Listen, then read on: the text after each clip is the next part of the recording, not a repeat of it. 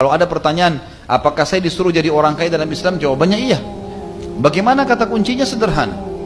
Ikhlaskan niat ingin mencari nafkah, kemudian perhatikan 3 hal sekaligus berentetan. Modalnya halal, sistemnya halal, produknya halal. Selebihnya yang kelima, tawakal kepada Allah. Maka dipastikan akan Allah bukakan rezekinya. Dan ini menjadi orang kaya penting.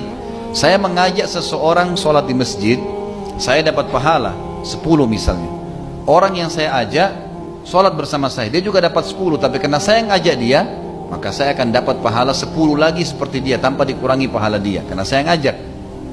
Baik, imam yang sholat jadi imam, dia akan panen pahala makmumnya, muadzin akan panen pahala semuanya. Tapi ada orang yang panen pahala karena hartanya, yang membangun masjid itu.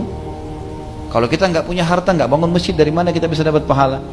Bayangin kalau 1000 orang, 3000 orang yang sholat, 5000 orang yang sholat, kita hanya berinfak. Dan ingat teman-teman, berinfak ke masjid ini walaupun bukan kita bangun semua, kembali kepada hadis Nabi SAW yang sahih berbunyi, siapa yang membangun rumah Allah di muka bumi sebesar cakaran kaki burung, atau dalam riwayat lain dikatakan seperti sarang burung, kita sumbang 1000 rupiah, 5000 rupiah, semampu kita, gitu kan?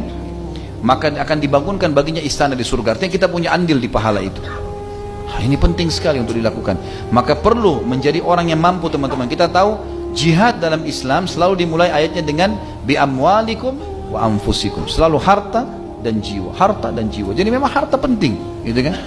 Jadi kita boleh mencari nafkah, boleh mencari harta yang banyak, teman-teman sekalian, dan tidak ada batas dalam Islam. Yang penting halal, gitu kan? Sampai Abdurrahman ibn Auf, ya, pada saat mau meninggal, pada saat beliau meninggal mau dibangun, mau dibagi hartanya, radhiyallahu anhu, itu sampai emasnya bertumpuk di gudang, sudah banyak diinfakkan, tapi masih banyak tertumpuk, mau dibagi ahli waris, sampai di kampak, yang ngampak itu tangannya memar karena banyaknya emas yang ditinggalkan.